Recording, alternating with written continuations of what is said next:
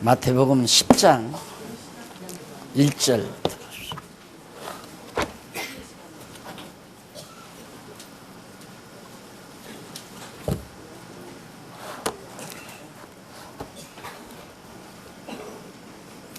예수께서 자신의 12 제자를 가까이 불러 그들에게 더러운 영들을 제하는 권능을 주셔서 그것들을 쫓아내고 모든 병과 모든 약한 것을 고쳐주게 하셨다. 10장 1절 말씀 봉독했습니다. 교재는 6839페이지 가로 없는 2번 교훈과 질책에 의한 성취 내용입니다. 예수님께서 교훈하시고 질책하시는 것에 의해서 그리스도를 성취하는, 구약에 언약된 그리스도를 성취하는 내용이 바로 10장과 12장까지 지속이 됩니다. 그 내용 가운데 첫 번째로 10장에서 11장까지는, 그러니까 10장에서 12장까지인데 10장에서 11장은 예수님의 교훈에 의해서 성취함을 증거하는 내용이고 12장은 예수께서 질책하시는 사실을 통해서 성취하시는 내용입니다. 근데 교훈과 질책에 의해서 그리스도임을 성취하는 내용으로 이루어져 있습니다. 일찍이 하나님께서는 모세와 같은 선지자 하나를 보낸다고 하시더니만은 여호수아를 보냈죠. 신명기 18장 15절에 나오는 내용입니다. 39페이지 밑에서 두 번째 줄 나오는 거죠. 뿐만 아니라 이사야 선지자로 경계에 경계를 더하며 경계에 경계를 더하며 교훈에 교훈을 더하며 교훈에 교훈을 더하신다고 이사야 선지자가 이미 예언한 말씀이 있습니다. 이사야 28장 13절에 나오는 내용이 40페이지 제일 상단에 나오죠. 그리고 여호와께서 내게 기름을 부으사 가난한 자에게 아름다운 소식을 전하게 하려 하심이라 하는 것도 이사야 61장에 나오는 내용이고요. 그리고 아모스 선지자를 통해서 하시는 말씀도 책망하는 자를 미워하고, 선지자를 통해 책망하는 자를 미워하고 정직히 말하는 자를 싫어할 것을 이미 예언한 바 있습니다. 예수님을 바리새인들이 예수님의 책망을 듣고 너무너무 싫어했습니다. 이걸 벌써 아모스 선지자가 예수님 오시기 전 700년 전에, 한 700여 년 전에 예언한 내용인데, 그 예언대로 예수님이 바리새인들을 책망할 때 미움을 받는 그런 사건들이 나오죠. 그래서 여러분들이 공부하면 할수록 복음서를 보는 각도가 참 만만치 않구나. 우리들이 지금까지 복음서를 보는 각도, 복음서뿐만 아니라 성경을 보는 각도.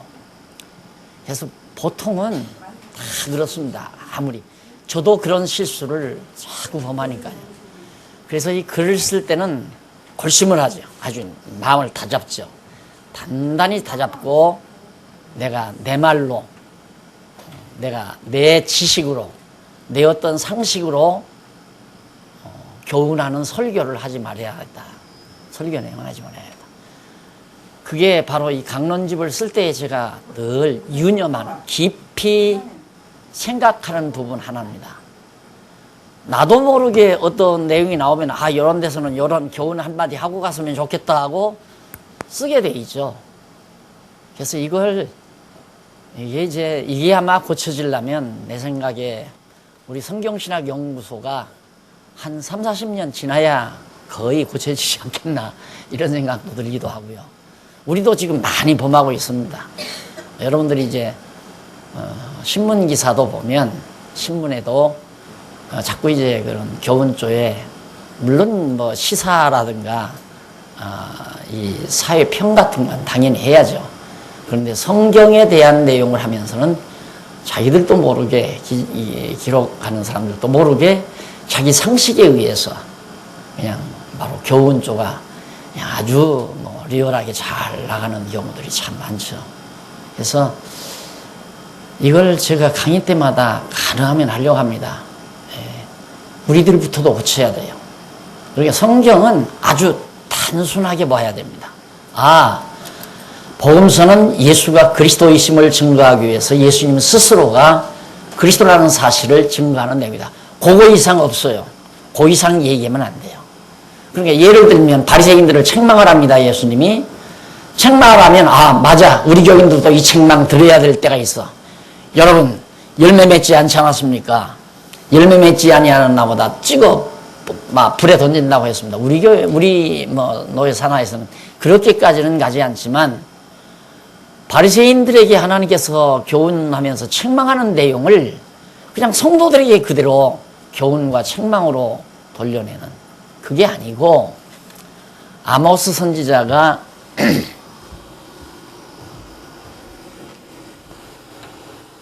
내용이 간단하니까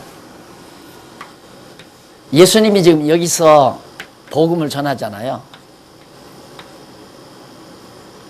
복음을 여기서 전하시는데 한 7세기 전 이때 이사야, 아모스, 호세아 이런 선지자들 대개 같은 시대에 예언한 자들이거든요. 동시대에.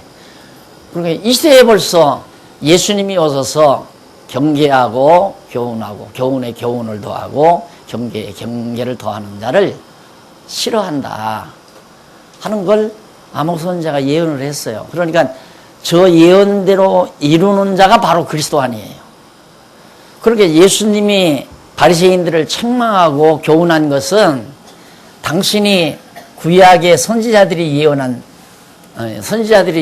그리스도라는 사실을 확증해 주기 위해서 예수님이 그렇게 하신 거란 말입니다. 그런데 성경을 읽는 자나 또 성경을 가르치는 교사들이 착각을 하는 거죠. 그래서 성경의 기록 목적을 자꾸만 잘 모르니까 그렇게 이제 예수님이 교훈한 부분에 가서는 자기도 덧붙여서 예수님이 상식이 좀 모자라서 못다한 내용을 내가 거기다 더 덧붙여서 하고자 하는, 이게 목사님들이 너나 할 것 없이 다 범하는 겁니다. 저도 많이 범했고요. 그렇게 안 한다 해도 목회자가 되고 보니까 그렇게 되더라니까. 그런데 이제는 목회자가 아니잖아요. 목회자가 아니고 연구소장으로서 성경 가르치는 선생이다 보니까 그럴 필요가 없어요. 책망할 필요도 없고 충성하라고 할 필요도 없고. 안 그래요? 내가 늘 말하지만 교회는 성령께서 세워갈 거고, 나는 오시는 분에게 많이 오든 적게 오든 2명이 오든 5명이 오든 성경대로 가르쳐 주는 것으로 끝난다. 그렇게 아주 간단하게 생각하고 지금 각오를 하고 지금 은퇴하고 이렇게 살아가는 거거든요.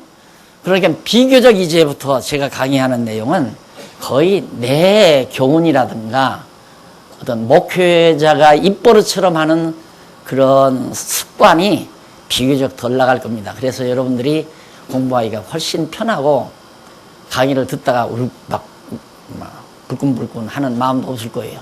저 소리는 나들으라고 한다, 이런 얘기도 그런 것도 없을 거고요.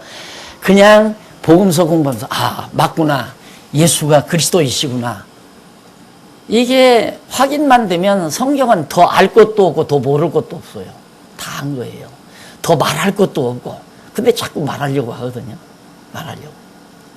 물론 이제 교리서, 서신서에 가면 이해 못하는 부분들이 있으니까 번역상의 문제도 있고 또 단어나 그 상황 같은 것들이 이해 못하는 부분이 있으니까 그런 것들을 이제 이해하도록 설명하기 위해서 좀 설명이 길어질 수는 있지만, 목사가 자기 상식으로 교인들을 훈계하거나 책망하거나 그건 어불성설이에요. 있을 수도 없어요.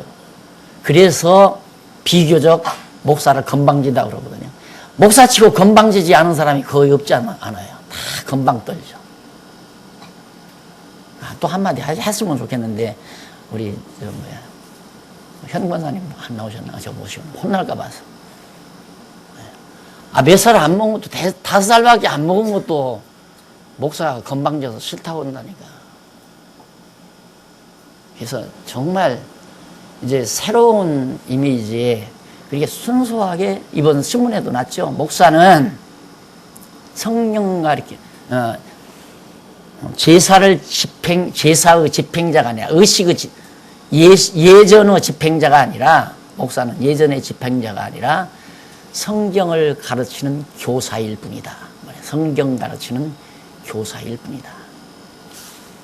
그래서 여러분 교회학교 교사하고 목사하고 굉장히 차이가 있는 줄 알지만 별 차이 없어요. 목사는 교회 전체를 가르치는 자라고 한다면 교사는 이제 분반 공부, 각 반을 고등부나 그 차이가 있을 뿐이지. 나도 지금 신입비예과, 대학비예과 가르치는 분반, 교사 아니에요. 빨리 우리 어른들이 의식을 이 강의 들으면서 자꾸 고치셔야 됩니다. 우리가 너무 전통에 쪼들렸댔구나. 생각을 바꾸자 해서 정말 여러분들의 자녀들이나 손녀들을 가리키는 선생님들 소중하게 생각을 하셔야 됩니다. 아주 소중하게. 목사는 그래도 사례라도 조금 받잖아요. 분반구부하는 교사들은 사례도 전혀 없어요. 그래서 좀 어떻게 대우해 주려고 하다 보니까 막 너도 나도 교사 지망해가지고 또 막 교회 학교 예산이 너무 막 폭주하게 되고 이러다 보니까 또 이제 문제가 많이 생기게 되고 참 세상은 어려워요. 자, 그 다음 그러면 제자에 대한 가르침이 10장에 먼저 나옵니다. 제자들에 대한 가르침. 이게 누구에게 먼저 가르쳤나? 제자들에게 가르쳤다. 그건 왜 가르쳤는가? 거듭 잊지 마세요. 아모스 선지자의 예언을 이루시기 위해서 교훈을 하는 거예요.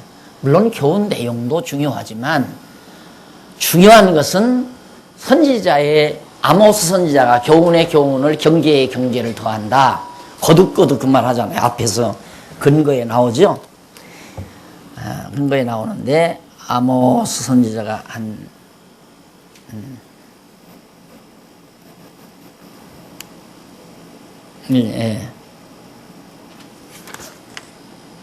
앞부분에서 나왔나요? 네. 이사야 선지자, 죄송합니다. 아모스 선지자가 아니고 내가 왜 이렇게 착각을 했어요? 뒤에 아모스가 나오니까 아마 아모스로 한 것 같은데. 네, 5장 10절, 아모스 5장 10절에는 선지자를 통해 책망하는 자를 미워한다. 정직히 말하는 자를 싫어하고 아모스 선지자. 그러니까 예수님이 오셔서 막 바리새인들을 책망하는데 바리새인들이 예수님 미워했잖아요. 그러니까 아모스 선지자의 예언이 이루어지고 또 이사야 선지자가 경계에 경계를 더하며 경계에 경계를 더하며 교훈에 교훈을 더하며 교훈에 교훈을 더하리라. 이사야 선지자가 예언한 대로 이때 예수님이 오셔서 예언대로 경계에 경계를 교훈에 교훈을 또 책망도 하고 이런 일들을 이루시기 위해서 그걸 왜 예수님이 이루시나? 그 이루시는 목적은 봐라 내가 선지자들이 예언한 그리스도다. 이거라니까요. 그렇게 단순해요. 그렇게 단순하게 성경을 봐야 비틀어지지 않지. 이게 참 묘합니다. 이제 여기를 가는데 여기에서 출발합니다. 출발할 때 여기서 조금 각도 뭐 여기서 한 1mm나 각도 틀리면 어때 하고 여기 출발했는데 그대로 가다 보니까 여기 와서 엉뚱한 데 와 있는 거예요. 쉽게 말하면. 그러니까 성경은 여하튼 순수하게 봐야 제대로 보지 조금만 잡티를 섞어 놓으면 점점 빗나가게 되는 거예요. 그래서 내가 늘 강조했듯이 종교개혁 이후 500여 년이 지나오는 동안 이 성경에 의해서 목회하는 게 아닙니다. 이렇게 하니까 교인들이 열심히 내더라. 이렇게 하니까 연보가 잘 나오더라. 이렇게 하니까 성도들이 많이 나오더라. 이렇게 해주니까 성도들이 좋아하더라. 신방 가가지고 막 누르고 흔들고 복 빌어주니까 성도들이 책값을 많이 주더라. 이거예요. 쉽게 말하면. 목사님 신방비도 많이 주고. 그러니까 그런 얘기를 들으면 아 그래요? 나도 그렇게 해야 되겠다. 나도 들었으니까요. 목사 돼가지고 장안동서 이 얘기는 예를 드는 겁니다. 장안동서 목회를 시작했는데 선배랍시고 한 수 가르쳐 줄 거냐고 그래요. 목회 성공하려면 다 기술이 필요하다 이거예요. 그래서 선배들로부터 배워야 된다. 뭐 굉장한 얘기는 하는 줄 알았어요. 성경 연구해서 잘 가르쳐라 이럴 줄 알았더니만 전도사를 많이 두라 이거예요. 전도사를 많이 둬가지고 적어도 전도사를 두어서 열심히 일을 시키면 예를 들어서 11조 내는 사람 20명만 끌어오면 10명분 주고 10명분이 떨어진다는 얘기예요. 그걸 가르치더라고요. 얘가 왜 이 이야기를 하면 이렇게 빗나가는 것이다. 그러니 500년 빗나갔으니까 얼마나 교회가 빗나갔다는 걸 알 수 있잖아요. 그걸 우리들이 함께 짐작하기 위해서 지금 한마디 해드린 겁니다. 아니에요. 아닌 건 아니에요. 지금 한국교회 아니란 말입니다. 그래서 내가 지금 성경 보는 이것도 지금 아주 단순하게 가르치잖아요. 앞으로는 만약에 어느 누구라도 성경 이외에 거기다가 자기 상식을 가미해서 뭐 어쩌고저쩌고 교훈적으로 얘기를 하면 당신 혼자나 듣지 우리한테는 하지 말아라. 우리도 그런 정도의 상식은 다 알고 산다. 그거 하지 말고 성경 본래의 내용만 좀 가르쳐다오. 이렇게 이제 앞으로 우리 후대들은 그렇게 될 겁니다. 젊은이들은. 근데 우리 어른들은 아이고 내가 얘기하면 상처가 받지. 아이고 내가 알고 그냥 지나가 버리면 두지. 이러니까 이게 고쳐지지 않는 거예요. 예를 들어 장로님들이라도 내가 늘 그랬잖아요. 목사님들이 만약에 엉뚱한 데라고 하면 목사님 당회로 좀 모시라고 그래가지고 목사님 그 말씀은 우리 성도들에게 상처가 됩니다. 성경이 그게 아니니까 그냥 성경 말씀만 잘 가르쳐 주시죠. 그리고 장로님들이 그렇게 부탁을 해서 성도들을 당신들의 지체처럼 살부치처럼 사랑을 해야죠. 강의를 듣고 성도들이 벌벌 떨고 상처를 받고 낙심이 되고 이러는데도 장로님들이 아무 소리 안 한다면 하나님 주님의 양무리들을 애끼는 입장이 아니잖아요. 그래서 우리 장로님들이 먼저 성경의 본뜻을 바로 알고 잘 들어오면서 양식을 제대로 잘 먹이나 안 먹이나 늘 그러잖아요. 제가 장로님들은 가정의 어른이에요. 쉽게 말하면 가정 어른. 그런데 음식을 잘 못하니까 요리사를 불러다가 자녀들 영양가 있는 음식을 먹일 수 있도록 요리사를 불러다가 음식을 만드는 거죠. 그래서 자녀들을 음식 먹이도록. 근데 가만히 보니까 미원을 자꾸 쳐가지고 맛만 낸다 이거예요. 여보, 당신 그거 먹으면 인체 해놓은데 그거 왜 넣어? 넣지 마. 이래야 그 주인 아니겠어요. 자녀들을 사랑하는 사람이고. 안 그래요? 설탕 잔뜩 넣어서 아이들 달짝지근한 걸로 먹게 만들면 아이들 입맛 버릴 뿐만 아니라 잘못하면 또 뭐 이상한 피부병 그러잖아요. 꼭 마찬가지예요. 꼭 그래야 돼요. 장로님만 그러는 게 아니라 우리 어른들이니까 이제는 다 우리 어린 성도들의 관리자 아니에요.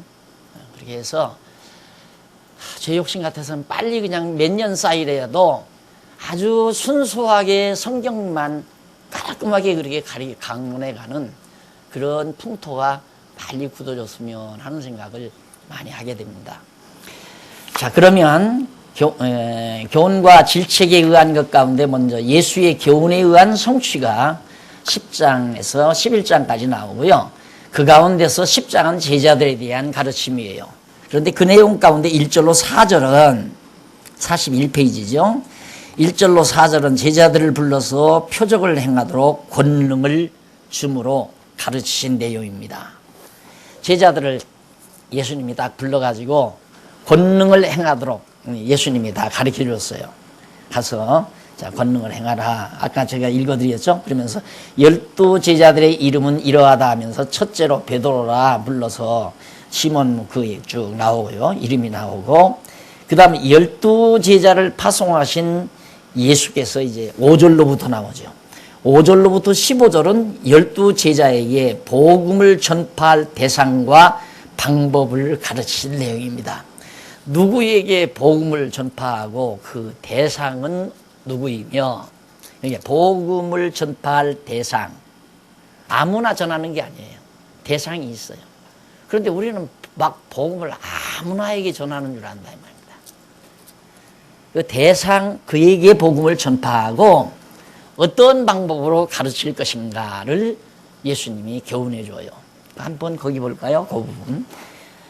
예수께서 이 12를 보내시며 그들에게 명하여 말씀하셨다. 이방인들의 길로 가지 말고 사마리아인으로 성읍에도 들어가지 마라. 아직 이방인에게 복음 전하지 말라고 말해요. 왜? 이제 성령이 임하시면 이방인에게 전하죠. 예수님이 오셔서는 이방인에게 하지 아니하고 자기 백성, 유대 백성에게 우선 전해야 돼요. 그래서 절대로 이방인에게도 가지 말고 사마리아인도 이방인이거든요. 이들에게도 가지 말라. 성읍에도 들어가지 마라. 오히려 이스라엘 집의 잃어버린 양, 이스라엘 하나님의 택한 백성들 가운데 잃어버린 양들에게 가라. 근데 그 잃어버린 양이 누군지 알아야죠. 그렇잖아요. 근데 그 아는 방법이 있어요. 다니면서 하늘나라가 가까이 왔다 하고 선포하여라. 병든 자들을 고쳐주고 죽은 자들을 살리며 나병 환자들을 깨끗하게 하고 악령들을 쫓아내라. 너희가 거저받았으니 거저주어라. 너희의 전대에 금이나 은이나 동전을 가지고 다니지 마라. 이게 이제 예수님께서 가르치는 내용이에요. 이제 하나의 표적입니다. 예수 그리스도의 제자들, 그리스도를 전파하는 하나님 나라 그리스도가 왔는데 이 복음을 전하는 자가 아무것도 가지지 않고 전대도 가지지 않고 가서 병자를 막 고쳐주는 거예요. 그걸 고쳐주도록 누가 권능을 주는? 예수님이 권능을 주는 거예요. 근데 여기서 그전에도 말씀드렸지만 예수께서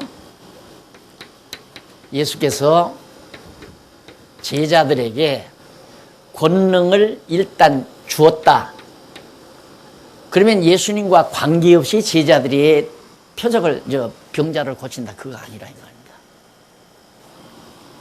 제자들은 항상 예수님을 의지하지 않고는 병자를 고치거나 안전방위를 일으키거나 그거 안 돼요.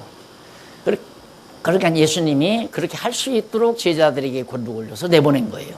근데 예수님과 단절돼 버린 제자들이 그걸 못해요.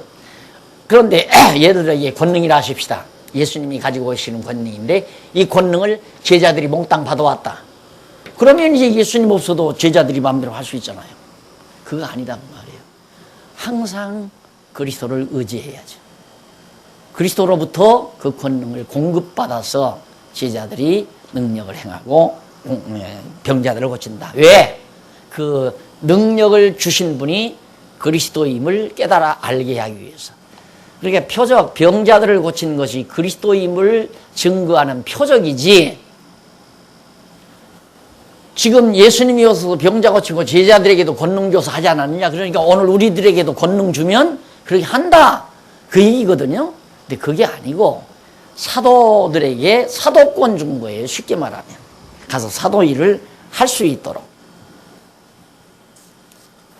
그러니까 예를 들어 보십시다. 베드로가 막 복음을 전할 때 엄청난 능력이 나타났잖아요.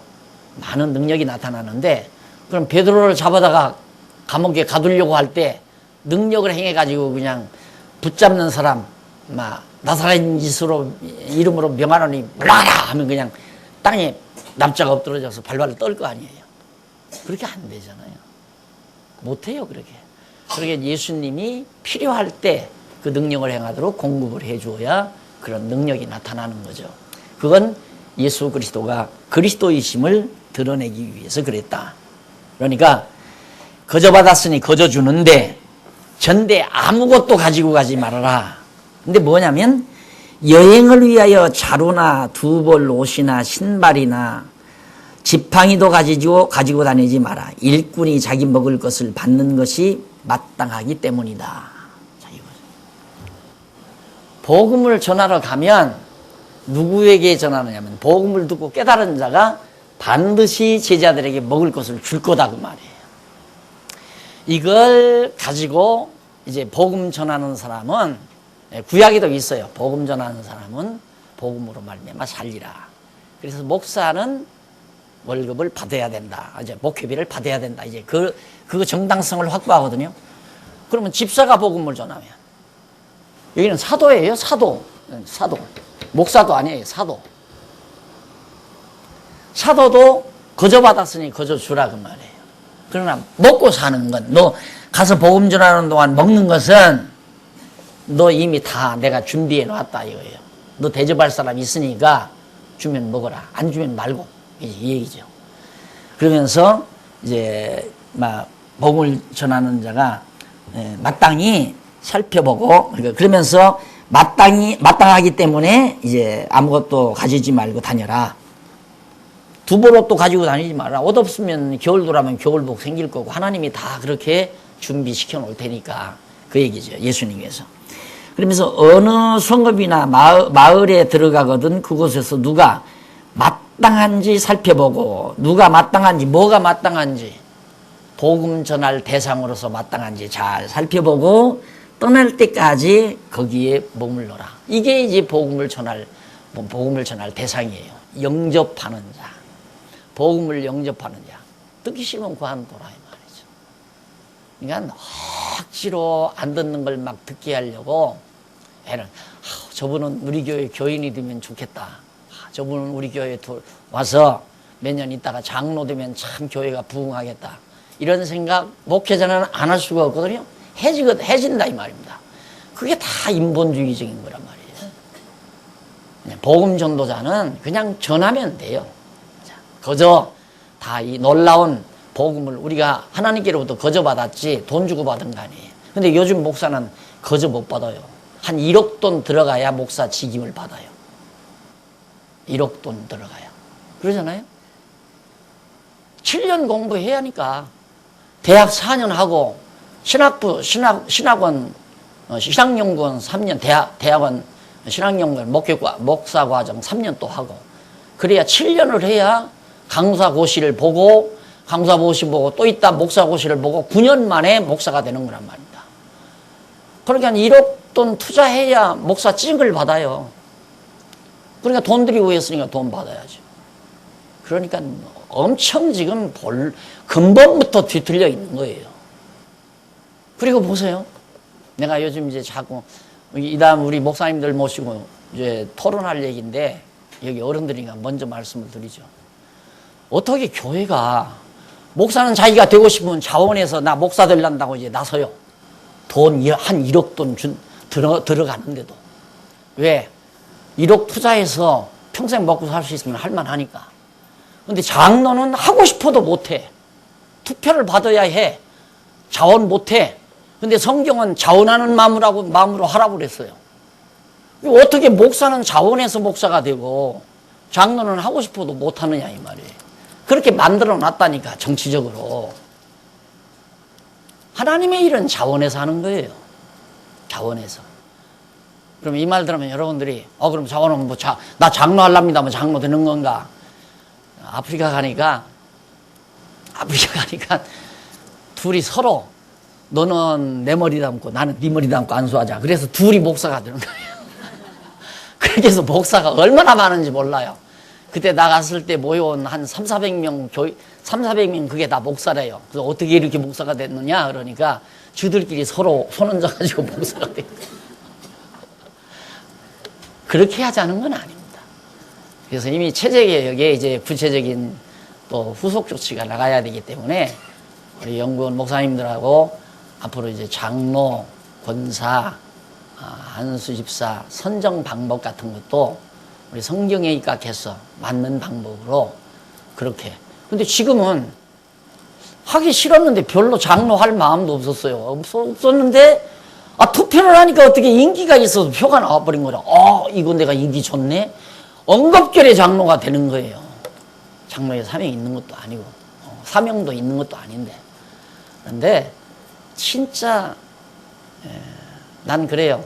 진짜 장로로서 장로일을 멋있게 했으면 목사보다 훨씬 면류관이 돈수가 훨씬 많을 거라고 생각해요. 목사들은 면류관 받기가 힘들고 세상에서 다 받아먹었으니 하늘나라 가서 받아먹은 게 뭐 있겠어요. 장로님들은 진짜 재정적으로, 시간적으로 정성 다 투자해서 교회를 위해서 몸소 수고하고 애쓰고 눈물 겹도록 참 아름다운 일들이죠. 아름다운 장로의 일이라는 게. 그래서 참 여러분 신기하잖아요. 똑같은 장로인데 목사도 장로, 목사 장로, 가리키는 장로, 장로도 다스리는 장로, 똑같은 장로인데 어떻게 목사는 자원하는 마음으로 신학교에 가서 돈 투자해서 한 1억 투자해서 목사가 되고, 장로는 정말 뜨거운 마음으로 교회 봉사하면서 일하고 싶은데도 안 시켜주니까 못하는 거예요. 불합리하잖아요. 이런 것들이 다 성경에 입각해서 바르게 정리가 돼야 되지 않나, 그런 생각을 많이 해봅니다. 뭔 얘기에다가 비틀어 나갔어요. 옆으로. 네, 제자들 가리키는 아무나 복음 전하는 것이 아니라 영접하는 자. 복음 영접하려면 그때 가리키려고 했을 거 없어요. 그래서 제가 솔직히 주일날 이렇게 쭉 오시는 분들이 다 그런 건 아니지만 습관이 있잖아요. 생활 습관. 조상적부터 부모 때부터 예수 믿다 보니까 주일날은 교회 가는 거. 그거 쉽게 습관적으로 고치기가 힘들거든요. 그러니까 주일날이면 교회를 가야 한다. 가서 예배를 드려야 된다. 이게 이제 습관화되진 거예요. 그러니까 교회를 할 수 없이 오는 거예요. 근데 일반 교회 다녀보니까 막 11조 내라고 그러지, 10막 약 와서 막 이 돈 내라고 그러지, 저 돈 내라고 그러지, 목사 대접하라고 그러지. 아주 골치가 아팠는데, 장안중앙교회 와보니까 이거 뭐 11조도 얘기 안 하지. 안식일도 이제 뭐 아니기 때문에 바쁘면 안 나와도 괜찮을 것 같고, 뭐 돈 내라고 하는 것도 없고, 뭐 신방 와서 자꾸만 찡짜 부는 것도 아니고, 야, 여기 좋구나. 그래, 좋다고 와가지고, 그냥 주일날 예배 보러 온 거예요. 그냥 예배 보러. 참, 목사님 키가 작다. 조금만 컸으면 좋겠다. 관심 없이 그냥 앉아서 한 4, 50분 동안 강의 들은, 아이고, 좀 빨리 끝내지. 아이고, 빨리 가야 어떻게 오후에 애들 데리고, 그저, 어디 서늘한데 바람이라도 쐬겠는데. 이러고 앉았다가 그냥 가는 거예요. 그러니까 그런 사람들 보면 꼬박꼬박 졸거나 강의에 관심이 없으니까 맥 풀리고 가르치는 사람도. 그래서 이걸 어떻게 바꾸나 아무리 생각해봐도 주일날 공부하고 싶은 사람만 오라고 하는 말밖에 할 수 없잖아요. 그래서 공부 안 할 테면 우리 교회 올 필요 없습니다. 가까운 교회 그냥 가세요. 그래서 한 얘기란 말입니다. 그래도 말을 안 들어. 그래서 에이 그만둬버린다 하고 이제는 공부하실 분만 나오십시오. 그럼 얼마나 좋아요. 지금 나오셔서 다 지금 열심히 공부하시잖아요. 오늘 안 나와도 되거든요. 여기 나와야 뭐 천국 가는 건 아니잖아요.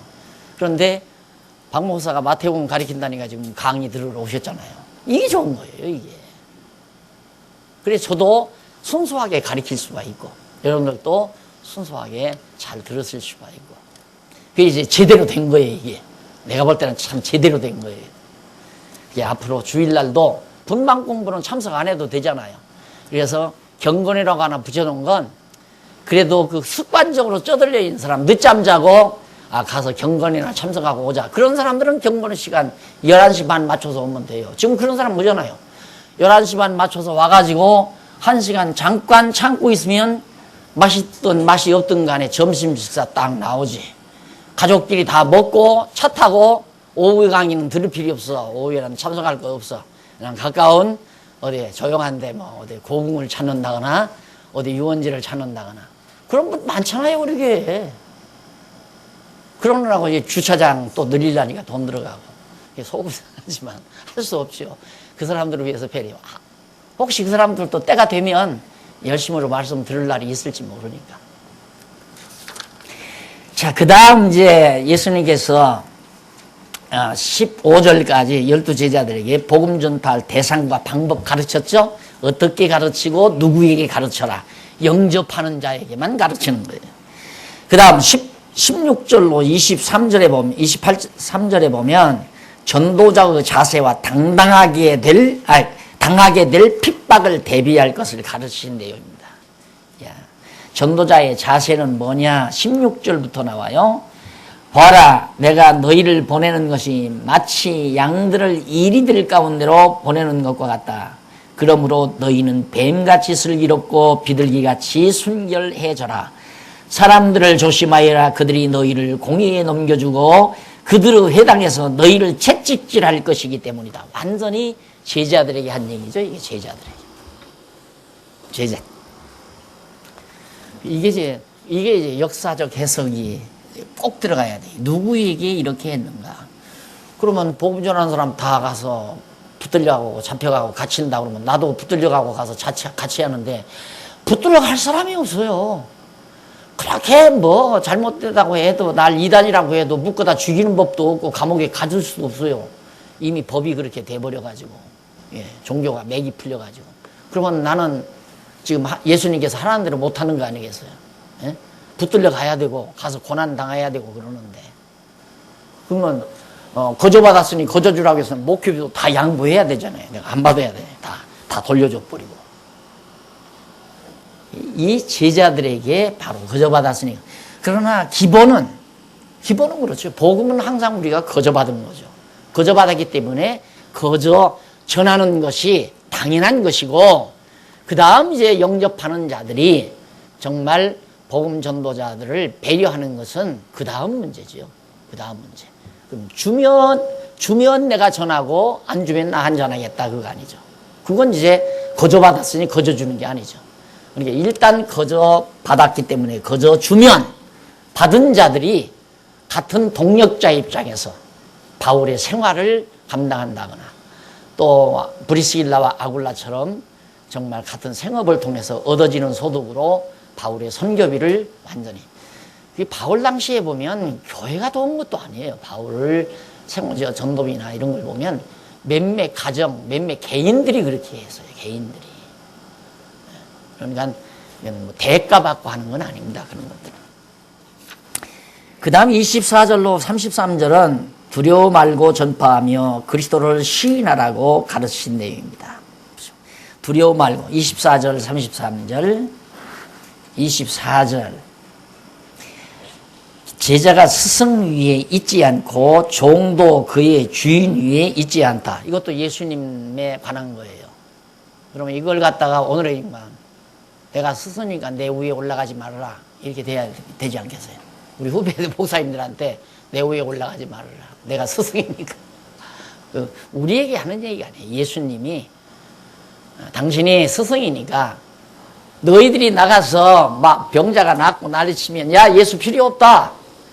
인간이 10번도 하고도 남죠. 불리하면 져버리고 유익하면 붙들고 다 인간이 다 그런 거 아니겠어요?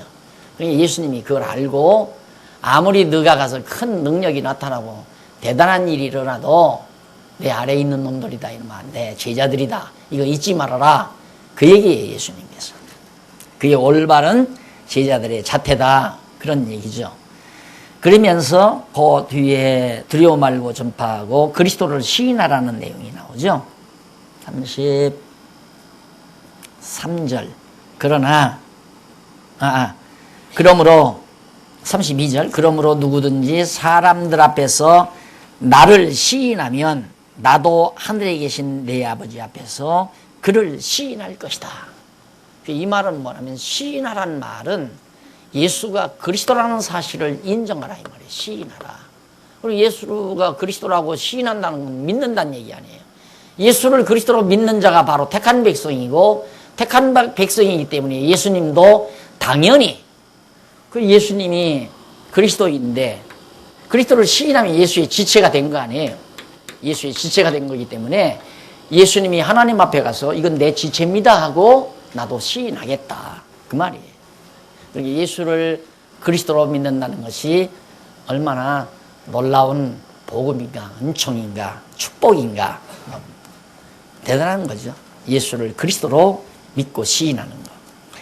자, 그 다음에 이제 34절로 42절은 오신 목적과 사도의 사명과 영접할 자에 대해서 예수님이 오신 목적이 뭔가, 그리고 사도가 해야 될 사명은 뭔가, 그 다음 영접할 자가 어떻게 해야 되는가, 그에 대한 교훈들이 나옵니다. 34절 한번 보십니다. 내가 땅 위에 평화를 주려 온 줄로 생각하지 마라. 평화가 아니라 검을 주려고 왔다. 검을 준다는 말은 뭐 칼로 쇠 붙이러 만든 검이 아니라 진리의 검, 말씀의 검을 주러 왔다 그 말이죠.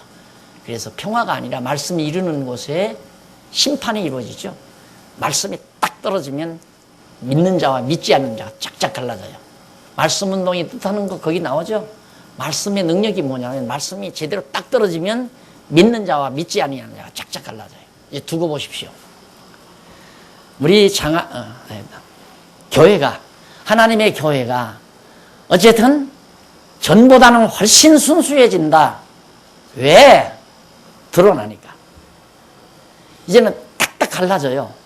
말씀을 사랑하는 자와 사랑하지 않는 자가 같이 있을 수가 없어요. 어제도 우리 여전도에 모였을 때도 말씀드린 거지만 제가 목회를 해보니까 목회를 하면서 어떤 새로운 사람이 와요. 그럼 그전에는 한 4, 5년 전만 해도 한 달에 두어 번 내지는 꼭 오찬 시간이 있었어요. 새로 오신 분하고 저 식사하는 시간이. 근데 2, 3년 전부터는 그거 하나도 없어져 버려. 그때 오찬하고 나면 참 진리에 대한 갈증이 있는 분이 오셨구나. 요즘 또 안 보이는 분이 또 하나 있어요. 인터넷에 들어갔다가 보고 오신 분, 젊은 분인데 부부가 잘 안 보이더라고요. 그 안 보이는 원인이 있어요. 저는 그걸 알죠. 그러면 우리는 속해 들어가서 이제 이렇게 교제하라고 보내잖아요. 당신은 몇 속해입니다. 거기 가십시오. 우리 회장이 와서 딱 안수가 아니라 인사하고 모시고 간다 이 말이에요. 속해서 앉아서 뭐 하는가? 지난번에 어디 뭐 마을 시장에 갔더니 배추값이 뭐 얼마가 어떻고 고추값이 이제 이러고 이제 시간을 보내는 거예요. 그리고 요즘 옷 길이가 뭐 길어졌느니 치마 길이가 길어졌느니 바지 길이가 짧아졌느니 이런 얘기들만 세상적인 얘기들만 오고 가니까 이 양반들은 이제 꿈을 갖고 온 거예요. 와, 장안중앙교회 성도들은 얼마나 대단할까. 저렇게 몇십 년 동안 저런 목사님 밑에서 말씀 배웠으면 대단한 실력자들일 것이다. 그리고 속회에 들어가면 얼마나 말씀으로 토론하고 말씀 안에서 교제하고 그럴 줄로 왔는데 이건 뭐 남속회에 들어가면 무슨 정치 얘기 나오고 주식 얘기도 나오고 땅값 얘기도 나오고 여자분들은 뭐 여속회에 들어가면 뭐 아파트 시세 내용 나오고 뭐 어디 아파트가 좋고 뭐 몇 평짜리 어떻고 설계가 뭐 잘 됐느니 못 됐느니 나오고 김장값이 어떻고 그러니까 다 실망하는 거예요. 소외당하고. 그리고 자기는 할 말이 없는 거예요, 뭐. 그러다 보니까 재미가 없으니까 안 나와요. 솔직히 나한테 그런 얘기를 전해주는 분들이 있었어요. 그래서 내가 지난번에 그 얘기를 우리 교회 돈 많아서 이렇게 참 화려. 어느 대학 가보십시오. 서클룸이 이렇게 좋은 서클룸이 있나. 나도 이제 학생회, 대학생회 그 지도하러 내가 여기 뭐 단대에 갔나요? 어디냐면 서클룸이 어디냐면 이렇게 기울어져 계단 올라가는 밑에 있죠? 거기다가 서클룸 해줬어요. 이런 데가 어디 있어요? 우리 돈 많아서 그런 게 아니거든요. 모여 앉아서 신앙적으로 담소하고 서로 신앙 안에서 말씀을 담소를 나누고 그러는데 오랜만에 만난다고 세상 얘기 좀 하고 삽시다. 그랬다면서요, 누군가. 그러면 안 되지. 이제는 그거 없어져요, 이제는 그 발을 못 붙이게 하는 게 아니라 붙여질 수가 없어요. 재미가 없으니까 안 나와요, 이제. 그러면 이제 서클룸도 줄어들 수도 있죠. 모자랄 수도 있고, 좋은 분들이 많이 나와서 모자랄 수도 있고, 그런 분들이 안 나오면 서클룸도 줄어들 수도 있고. 나는 숫자 생각 안 해요, 이제는. 줄어들어도 상관없어요. 이게 섞어놓으니까 이것도 저것도 안 되는 거예요. 이것도 저것도. 그래서 정말 새로운 성도가 오면 어떻게 말씀을 들으셨습니까? 묻고 얘기하게 만들어야죠. 그분 얘기하다 보면 자기 생각도 나니까 저도 이러다 보니까 또 교훈이 또 나온다. 이건 그냥 교회에 관한 얘기니까 들어보십시오. 나도 처음에는 다른 교회 다니다가 어떻고 고생하다가 어떻게 해서 이 말씀 듣고 난 여기 와가지고 이렇게 마음에 평안하고 기쁨이 이렇게 대화가 오고 가야 새로운 분들이 여기에 그냥 뿌리를 내리고, 이 말 하면 지금 들으면서 그것도 다 하나님 뜻대로 된 거예요. 나도 알아요.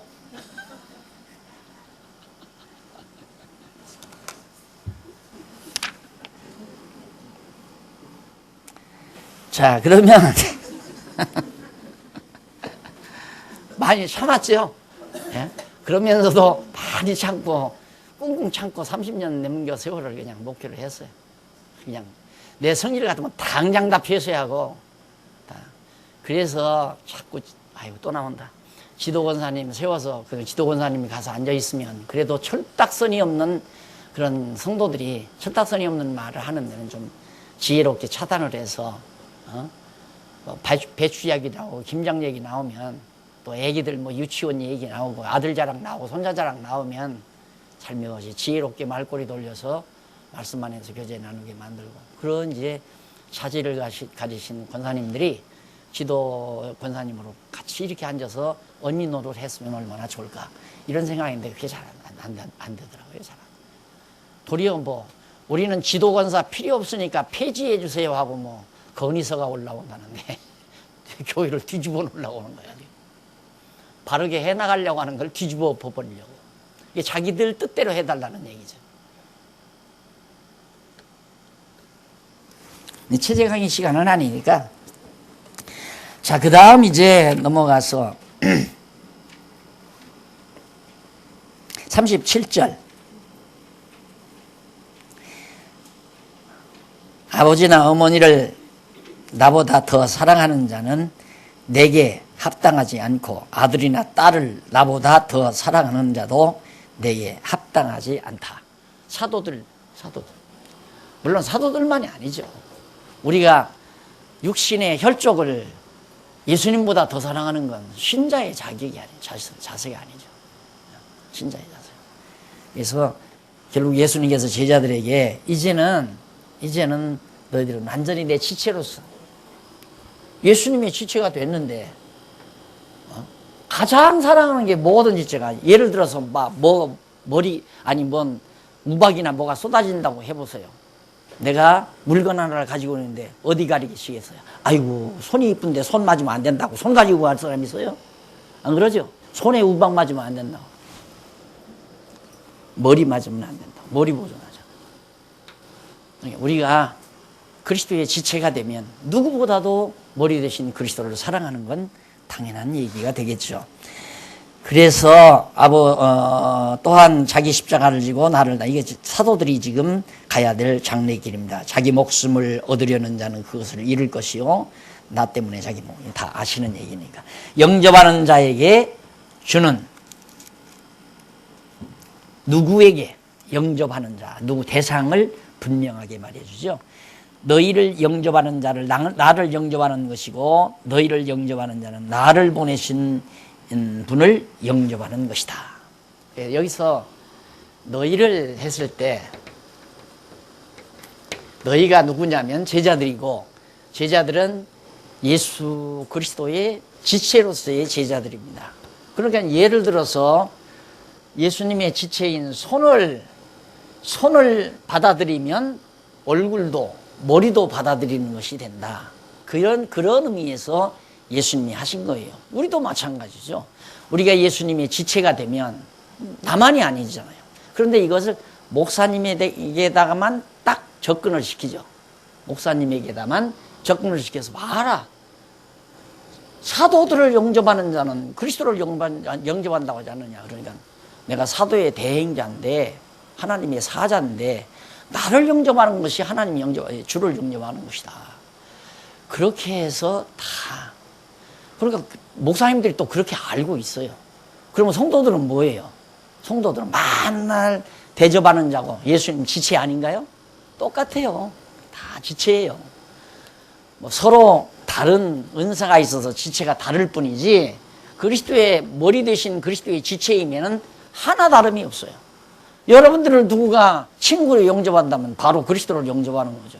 여러분들이 예수 그리스도를 증거하는 증인으로서, 나는 예수님의 지체야, 나는 예수를 그리스도로 믿는다, 그래 나 너 친구하고 싶다, 그건 바로 친구를 영접하는 자가 바로 그리스도를 영접하니까 그게 우리 얼마나 쉬워요.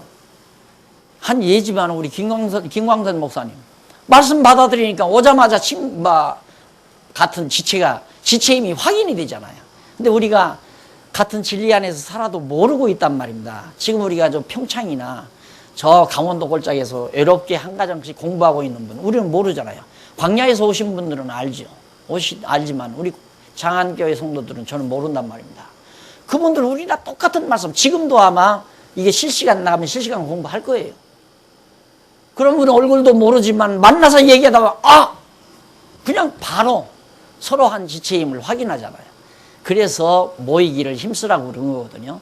그러나 공간의 제약을 받기 때문에 너무 멀리서 자주 못 만나도 1년에 한 번을 만나든 1년에 2번을 만나든 같은 한 지체라고 하는 사실을 우리가 인정할 때 바로 나를 영접하는 자, 사도들을 영접하는 자, 집사님들을 영접하는 자, 장로님들을 영접하는 자가 곧 그리스도를 영접하는 것이다 라는 개념으로 받아들여도 전혀 손색이 없는 내용이라고 생각을 합니다. 그 다음 이제 11장 넘어가는데